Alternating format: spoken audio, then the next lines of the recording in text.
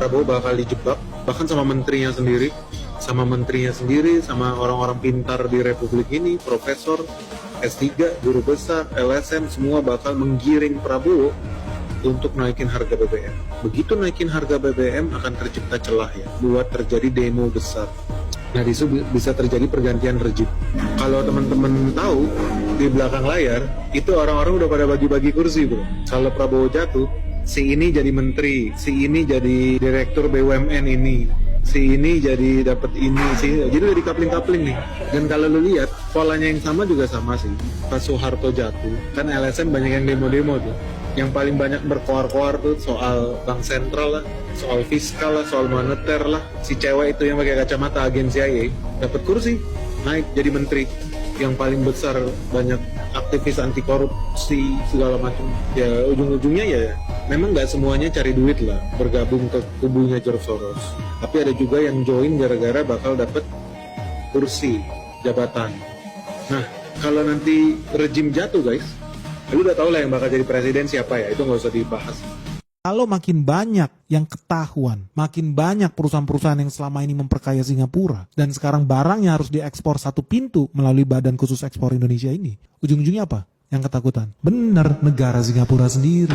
Makanya dari kemarin mereka sibuk buang duit triliunan buat nyerang pemerintah Indonesia, buat mengadu domba rakyat Indonesia dengan pemerintahnya sendiri. Lihat CNA, langsung bikin berita, Indonesia harusnya nggak boleh dong bikin ekspor satu pintu. Kok lu jadi ngatur-ngatur negara kita? The Straits Times langsung tata bahasanya bilang sama persis juga, Indonesia mau kontrol langsung. Monopoli dong ini. Nggak boleh dong. Sampai Bloomberg bilang apa tuh? Prabowo mau grab control Indonesia top commodities export, seolah-olah ini tindakan diktatorship. Enggak, ini tindakan rasional yang wajar. Kita tersinggung sebagai rakyat Indonesia, duit kita lari ke negara lain, sibuk bikin MRT di negara lain, bikin maju rakyatnya, bikin maju negaranya, kita nggak dapat apa-apa. Makanya langsung kompak mafia-mafia ini, oligarki internasional ini, rame-rame nyerang pemerintah Indonesia guys. Kenapa? Lu lihat tuh S&P, Moody's, apa yang dibilang? S&P bilang kalau ekspor SDA dibikin satu pintu, berpotensi lu nanti rating Republik Indonesia bakal jatuh lu, bakal downgrade lu. Ngatur-ngatur lu duit siapa? Moody's sama, mereka juga anti dengan ekspor satu pintu, wajar karena mereka diuntungkan. Ini klien-klien mereka juga. Ujung-ujungnya apa? Oligarki ini nggak mau makin miskin. Singapura bakal tambah miskin. Indonesia kalau berhasil kita jalankan program ekspor satu pintu, kita tambah kaya raya karena duit ribuan triliun itu nggak lagi pergi ke Singapura, tapi ke Indonesia, dan ini kebocoran devisa kita. Makanya teman-teman, aneh, Indonesia itu eksportir sumber daya alam, dibayarnya pakai dolar. Tapi kok rupiah kita melemah terus? Ternyata dolarnya nggak masuk ke Indonesia guys. Dolarnya itu yang menikmati Singapura. So lu nggak usah kaget ketika pemerintah Indonesia untuk pertama kalinya sepanjang sejarah berani melawan praktek under invoicing, berani melawan oligarki Singapura. Apa yang terjadi? Saham-saham sumber daya alam di Singapura anjlok. Loh kok bisa ya?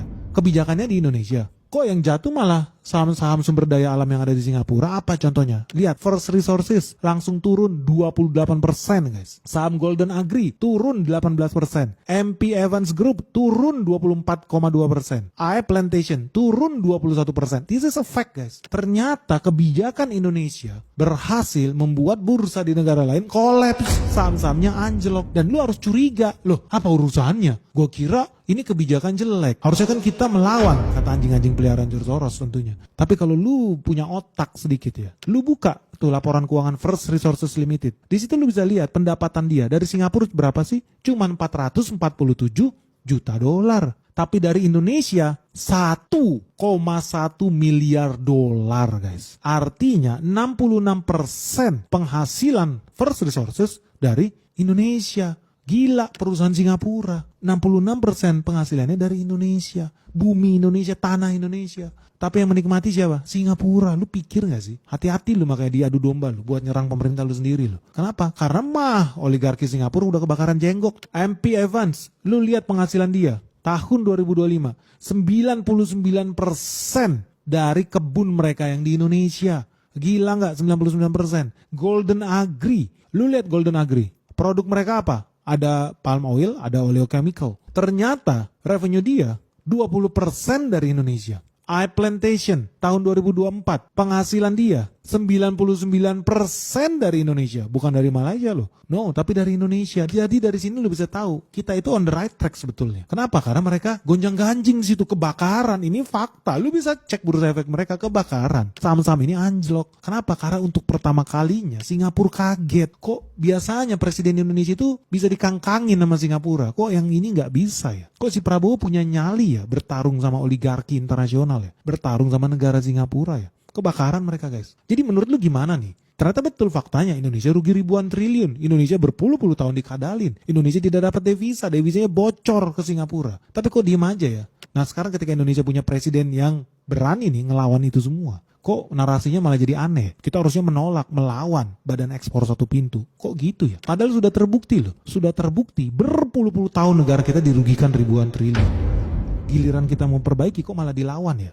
Dicegah. Kompak nih sama asing nih. Kompak nih sama pemerintah Singapura menyerang pemerintah Indonesia sendiri. Kenapa ya guys? Ini kayak terkoordinasi loh. Padahal kalau lu pikir ya memang betul kita butuh devisa itu. Dan betul itu kan dari bumi kita sendiri. Kita berhak. Kalau enggak ya nanti orang komennya sama lagi. Kok Indonesia kaya sumber daya alam tapi rakyatnya miskin? Rakyatnya gak sejahtera ya wajar. Karena duitnya gak masuk Indonesia. Duitnya masuk Singapura guys. Jadi menurut lu gimana guys? Kita wajib gak mendukung badan ekspor satu pintu ini?